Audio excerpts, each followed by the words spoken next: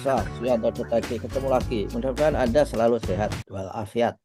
Ini merupakan channel untuk amar ma'ruf media sosial. Channel untuk berbagi pengetahuan dan belajar sepanjang hayat. Nah, kalau saja YouTube ini, video ini sampai ke gadget Anda, ini adalah berkat sentuhan tangan kreatif editor kita, Mas Heri Teguh Yono dari Kabupaten Ngawi, guru SMP Negeri 2 Karanganyar di Ngawi, Jawa Timur. Nah, kali ini kita berada di episode 23 bersama narasumber hebat kita, yaitu Dr. Rahma Kusuma Wardani, spesialis gizi klinik dari Rumah Sakit Jogja International Hospital yang terkenal JIH, dan juga Rumah Sakit Akademik yang terkenal dengan RSA, Universitas Gajah Mada. Nah, temanya adalah bagaimana kita bisa memiliki pedoman untuk hidup yang menggunakan gizi baik, gizi berimbang. Nah, kita sapa dulu. Assalamualaikum warahmatullahi wabarakatuh, dokter. Waalaikumsalam warahmatullahi wabarakatuh, Prof. Sehat, Prof? Alhamdulillah, sedikit demi sedikit yang sakit-sakit sudah pulih kembali, dok. Jadi, Alhamdulillah, Prof. iya. Nah, dok, gimana? Mm-mm. Hidup sehat, seimbang itu memang gak gampang ternyata, dok. Iya, Saya kemarin di Jakarta, rasanya kurang seimbang, ya. Saya mencoba dan saya untuk tes kis, kolesterol saya ternyata masih baik juga. Saya pernah 2 hari di hotel itu setiap pagi makan 4 telur, dok. iya, Prof.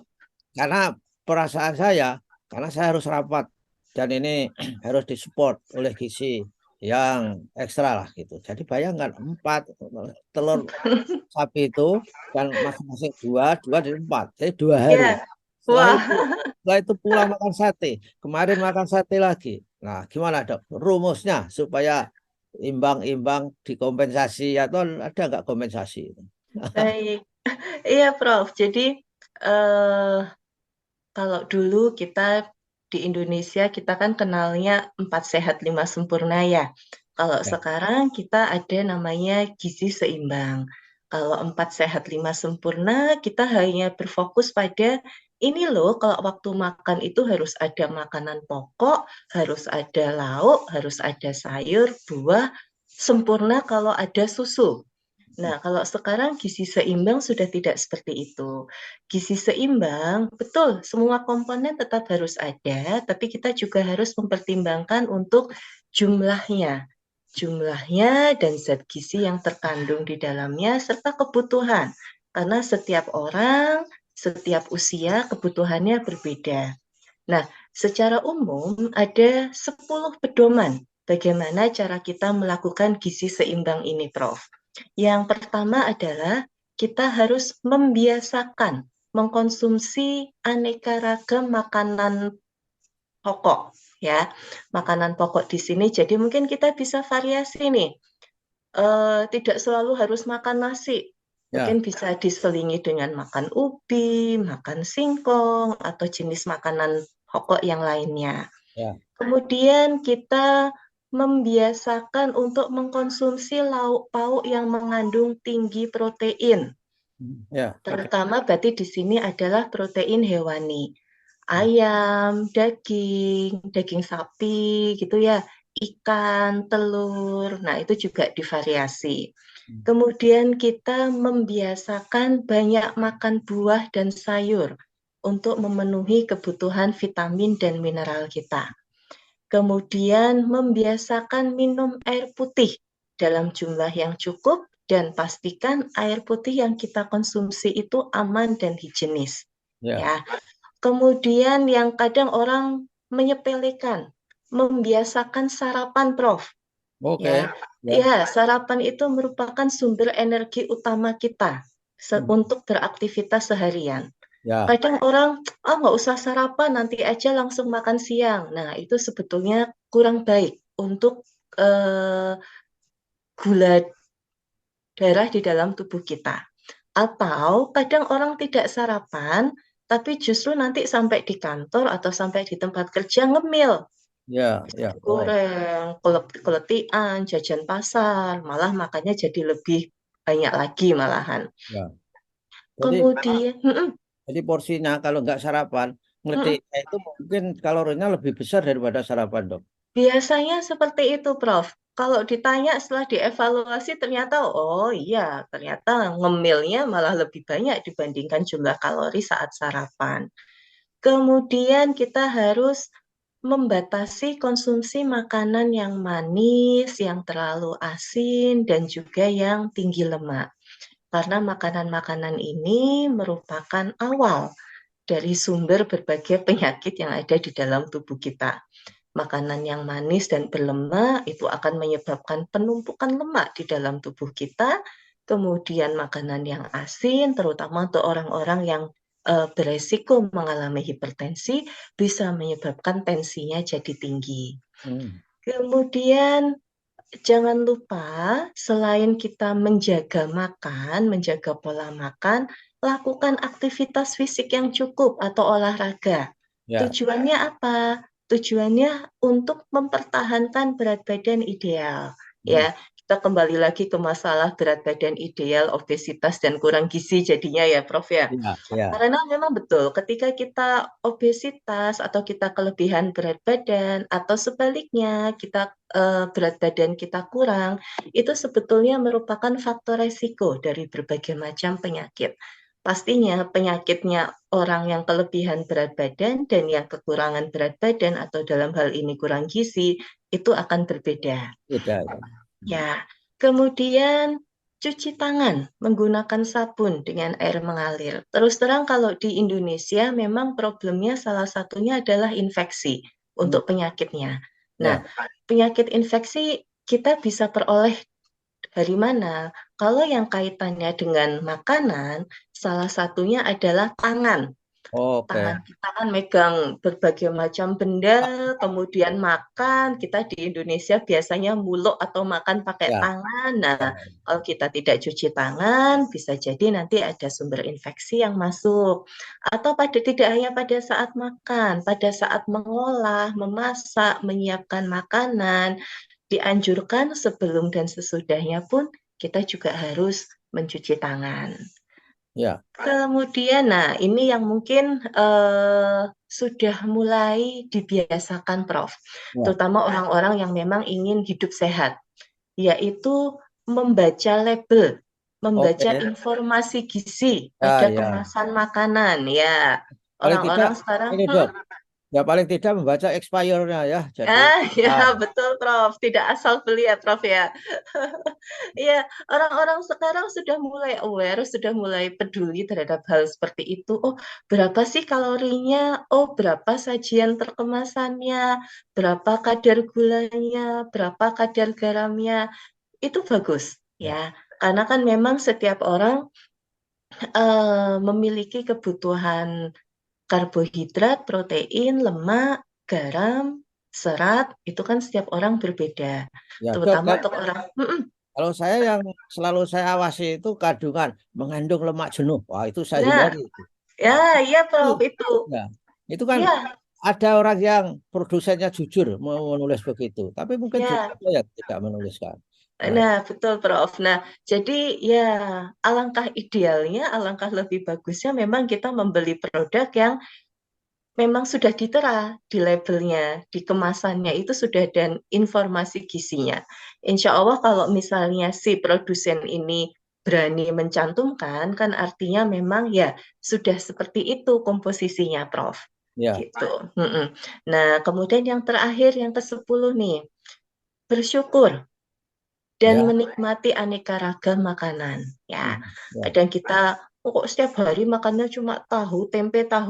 Oh, enggak apa-apa. Tahu tempe juga nilai gizinya bagus, ya, proteinnya tinggi. Setiap hari kok cuma makan lalapan sambal. Oh, enggak apa-apa. Lalapan itu kan juga jenis sayuran. Kita ya. juga butuh serat dari situ. Nah, dok, Tidak boleh harus dok. makanan. Gimana, Prof? Oke. Kalau memvariasi makanan, andai Mm-mm, kata tidak divariasikan, misalnya mm-mm. saya itu kalau pagi telur 2 biji, kemudian saya rebus setengah matang, Ya, itu saja. Itu artinya variasinya memang kurang, tapi itu praktis, saya senang. apakah Betul. metabolisme kita itu Mm-mm. juga merasakan ini divariasi enggak? Itu kan dia kerjanya kan pokoknya ada terus diproses, nggak milih-milih kan dok itu. Gimana? Betul, betul, Prof. Jadi sebetulnya kalau di tubuh kita sendiri, dia tidak mengenali rasa. Jadi dia hanya apa zat gizi yang masuk, itu yang kemudian akan diolah. Nah, tapi tetap memang variasi makanan di sini atau apa namanya tidak berarti terus harus yang makanan yang mewah-mewah ya. Tapi Ya, ya variasi di sini eh, karena setiap komponen bahan makanan atau misalnya dalam hal ini lauk saja gitu ya Prof ya. ya. Antara daging sama telur itu kan komponen gizinya berbeda. Ya, Nah, kalau kita misalnya cuma makan telur saja misalnya, berarti kan nanti ada komponen gizi dari daging oh, yang tidak kita peroleh. ya, Nah, atau kita setiap hari makan sayurnya sayur bayam terus. Nah, berarti kan nanti ada komponen zat gizi yang dari sayuran yang lain yang tidak kita peroleh. Itulah pentingnya kita memvariasi, tapi kita juga tetap harus bersyukur. Jadi tidak harus makan makanan yang mewah, makanan yang sederhana pun ya, asal kita bisa variasi, cara mengolahnya juga bisa enak gitu ya, ya, insya Allah tuh juga baik. Kalau untuk masalah rasa, kadang memang lebih ke taste kita aja ya, Prof ya. Aduh, ya. pusing makannya telur rebus setiap hari. Tapi kalau tubuh kita sendiri, sebetulnya kalau untuk persepsi rasanya sendiri, mereka tidak apa namanya, tubuh kita tidak memperhatikan hal itu. Yang Ya, penting adalah zat tidak, gizinya yang tidak masuk. milih-milih kan dok. Nanti Iya betul. Ya, jangan-jangan milih. heeh, Wah ini kok mm-mm. tiap hari telur nanti aja ini dia dikerjakan. Ya, ya, yang milih-milih yang milih-milih orangnya, Prof. Oh, ya. Prosesi perasaan orang, feeling. Iya betul, betul, Prof. Sama lah ketika saya waktu sekolah di Amerika itu, Mm-mm. ketika kita makan roti, makan gizinya tinggi, menganggap belum makan kalau nggak makan nasi gitu. Iya betul. Jadi itu kembali ke masalah apa ya, Prof ya? Mindset ya berarti ya, Prof ya, Nah, persepsi mindsetnya, pola pikirnya.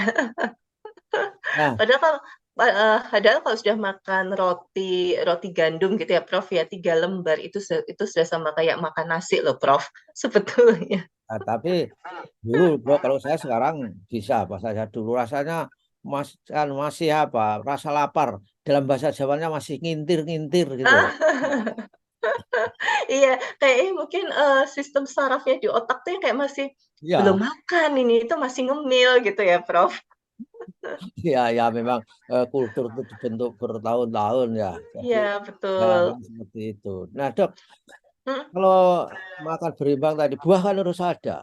Buah yang iya. paling buah yang paling hebat itu apa? Katanya apa? Apple dan alpukat apa betul itu? Mm. Kembali ke sebetulnya tidak ada yang istilahnya satu lebih utama dibandingkan yang lain ya, Prof ya. Tidak ada yang apa istilahnya lebih hebat superfood gitu ya istilahnya ya. Hmm. Semuanya sama baiknya. Karena kadang pun untuk beberapa jenis buah-buahan, ketika kita dalam kondisi penyakit tertentu, itu juga tidak dianjurkan. Hmm. Jadi semuanya baik sesuai dengan kebutuhannya. Hmm. Ya, Ya.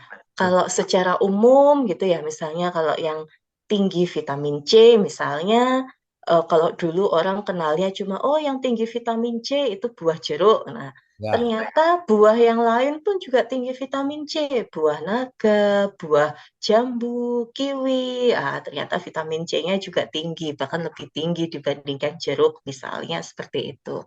Jadi semuanya baik dan lebih bagus lagi kalau konsumsinya untuk sayur dan buah itu, Prof, bagusnya warna-warni, Prof. Oh ya. Ya, karena warna yang berbeda itu pasti kandungan zat gizinya juga berbeda. Nah, makanya itu pentingnya kita variasi. Ya, ya. Mm-mm, Tapi apa? Yang menarik mm-mm. itu yang memang warnanya itu menarik, Dok. Itu Ya, betul, Prof. tidak misalkan saja warna buah yang tidak glowing itu kurang menarik juga sebetulnya. Tapi kan kan kembali lagi sistem pencernaan kita kan tidak melihat glowing atau Ya, tidak. betul Prof. Itu Nah, persepsi kitanya. Ha. nah, kalau orang sakit itu harus tahu dok ya. Misalkan orang diabetes itu nggak Iya, boleh makan pisang raja, apa benar itu? Karena baik, kalsiumnya ada. baik. Kalau untuk orang yang sedang mengalami diabetes, terutama yang kalau gula darahnya belum terkontrol, memang dianjurkan memilih buah-buahan yang indeks glikemiknya atau kecepatan untuk menaikkan gula di dalam tubuh itu yang rendah. Nah, biasanya pilihannya apa? Kita anjurkan seperti jeruk, pir, apel, stroberi misalnya. Tapi kalau misalnya gula darahnya terkontrol, gula darahnya baik, pada prinsipnya semua buah-buahan boleh, tapi memang harus menghindari buah-buahan yang terlalu manis, Prof. Mangga yang matang gitu ya. Kemudian sawo, duku, kelengkeng, rambutan, pokoknya yang terlalu manis, yang sudah matang sekali, itu sebaiknya dihindari. Untuk pisang, pepaya, melon, selama dalam jumlah yang sesuai, dalam jumlah yang tidak berlebihan, dipersilahkan. Oh, jadi Hmm, buah yang manis itu juga mengandung gula, tapi kan bukan ya. glukosa dok itu sebetulnya. Iya, betul. Tapi kan tetap masing-masing mengandung indeks glikemik itu, Prof. Seberapa Oh, cepat menaikkan kadar gula darahnya, gitu. Ya, tapi tidak hanya sekedar, oh kalau makan satu kemudian gulanya langsung naik, enggak. Makanya tadi tergantung juga seberapa banyak yang kita makan, gitu. Jumlahnya juga harus diperhitungkan. dampak makanan terhadap Mm-mm, parameter kesehatan itu mm-mm, dilihat berapa lama dok? Misalkan saya mm-mm. saya belum ngetes kolesterol saya karena saya akibat makanan saya yang tidak standar itu banyak sate, banyak bahkan makan iso juga saya kemarin. Aduh. Berapa lama dok itu bisa diketahui? Atau hari malam dimakan besok sudah berdampak atau nunggu beberapa waktu? Baik, itu kembali lagi ke metabolisme tubuh setiap orang, Prof. Oke, Jadi yang metabolisme tubuhnya masih baik, ketika katakanlah kita banyak konsumsi karbohidrat atau banyak makanan yang tinggi kolesterol, kalau sistem pencernaan, sistem metabolismenya masih baik, mungkin setelah beberapa waktu yang lama, tidak bisa kita tentukan juga sih, Prof. Sebulan pasti kelihatan, 2 bulan pasti kelihatan tuh enggak. Ya, pada akhirnya ketika pola makan yang tidak tepat itu diterus-teruskan, ya nanti pasti akan muncul gejalanya atau ketika diperiksa laboratorium nanti dia akan terlihat. Sebaliknya, orang yang memang sistem metabolismenya sudah ada gangguan, saya yang paling mudah ini Prof, asam urat. oh ya ya ya. Ya, itu Urat ya, paling gampang itu Prof. Ya, ada genggam-genggam itu orang, parah. ya betul, ada orang katakanlah sama-sama menderita asam urat. Yang satu makan sayur bayam 1 piring, nggak apa-apa. Tapi ada juga orang yang makan bayam cuma sehelai aja, kemudian dia langsung kerasa nggak enak. Nah itu kembali ke sensitivitasnya. Setiap orang berbeda, Ya, gitu, Prof. tapi Jadi, yang tapi yang penting bahwa itu harus dipahami dampaknya itu kan dok supaya iya betul, bisa mencegah atau iya, iya tapi betul. kalau Jadi tidak mencegah hanya masalah, eh, wah, aku kan makannya sekarang, nanti apa namanya besok-besok pasti tidak kelihatan dampaknya besok gitu, jangan. Betul, Prof. Jadi yang harus kita ketahui ketika kita konsumsi makanan adalah dampaknya terhadap tubuh kita, ya. oke oke lah dok saya kira sudah banyak ilmu tentang sehat mudah-mudahan bisa dimanfaatkan terutama sebetulnya oleh generasi yang mulai menginjak dewasa jangan sampai mengkondisikan makanan setelah lansia misalkan saja sudah too late, sudah terlambat. Jadi ilmu makan, ilmu gizi sangat penting. Terima kasih dok atas kesediaannya untuk berbagi pengetahuan kedokteran gizi di suyanto.id. Wassalamualaikum warahmatullahi wabarakatuh. Waalaikumsalam warahmatullahi wabarakatuh.